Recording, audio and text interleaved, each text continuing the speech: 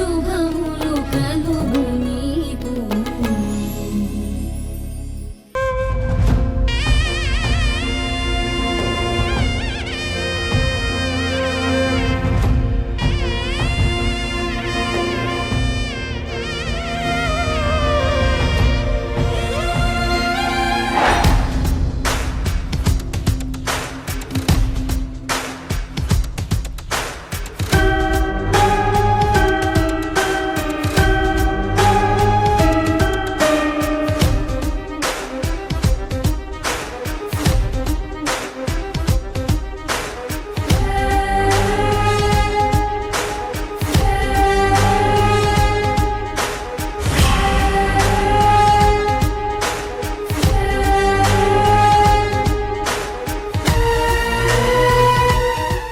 ఇతను నిజంగానే వచ్చేసాడా?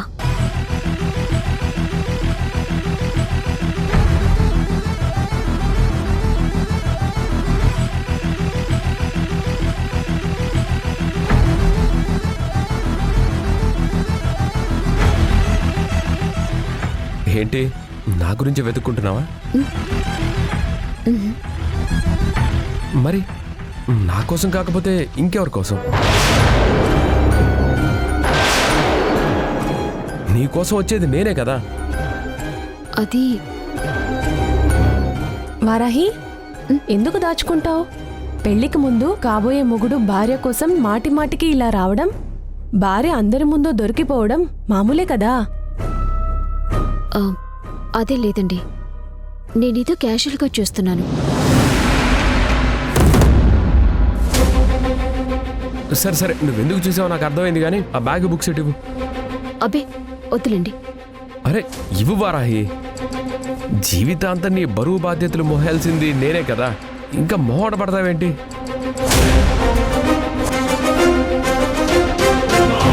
అయినా కాబోయే మొగుడు పెళ్ళాల మధ్య ఇలాంటి సరదా ఇన్సిడెంట్ జరిగితేనే రేపు మనం మన వాళ్ళకి చెప్పుకోవడానికి కూడా ఉంటాయి. ఎటు అబ్బో వారాహి, సార్ మంచి ప్రేమికుడే.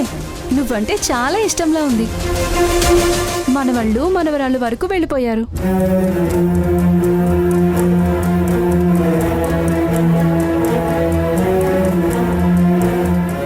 ఏమండి, నా ప్రేమ ఇక్కడితో ఆగిపోదండి. ఇప్పుడు మేము వెళ్తూ అలా సరదాగా దారిలో ఐస్ క్రీమ్ తీసుకొని తింటాం.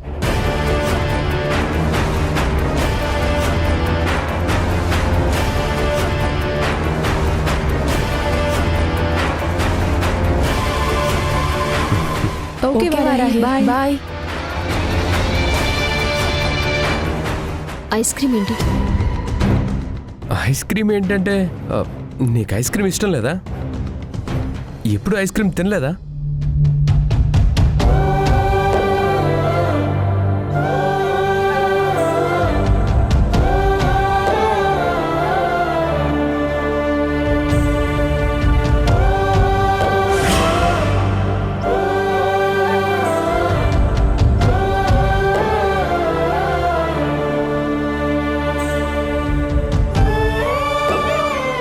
అది కదండి, ఇప్పుడు నాకు ఐస్ క్రీమ్ తినాలని లేదు.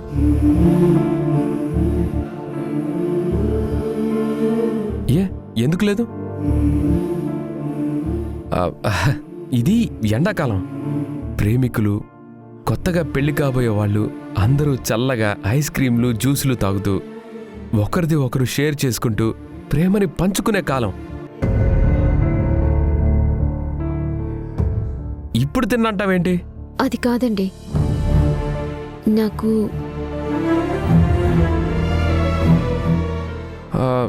ఎవరైనా ఏదన్నా అనుకుంటారని ఇబ్బంది పడుతున్నావా? అంటే అది వారాహి, నువ్వు ఏ కాలంలో ఉన్నావు? ఇది ముసలమ్మలు కూడా మొబైల్ వాడే కాలం. మనం కాబోయే భార్యాభర్తలం.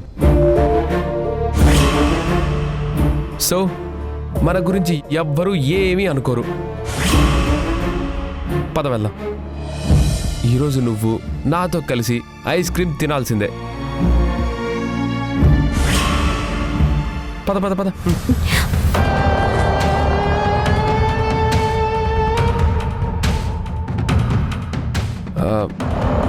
అవును, రాత్రి నీకు చాక్లెట్ తెచ్చిచ్చాను, తిన్నావా? ఆ, తిన్నావా లేదా? అది తిన్నాను. Okay, thank you. ఎక్కు, వెళ్దాం.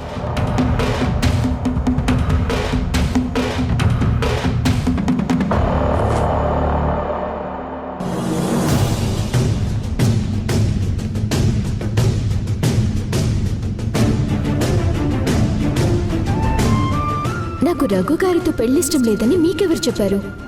ఇష్టం ఉంటే అతనితో ఉన్నప్పుడు ఎందుకు అంత ఇబ్బంది పడుతున్నావు? నువ్వు అతని పక్కన నిలబడడానికి నువ్వేమి ఇష్టపడడం లేదు.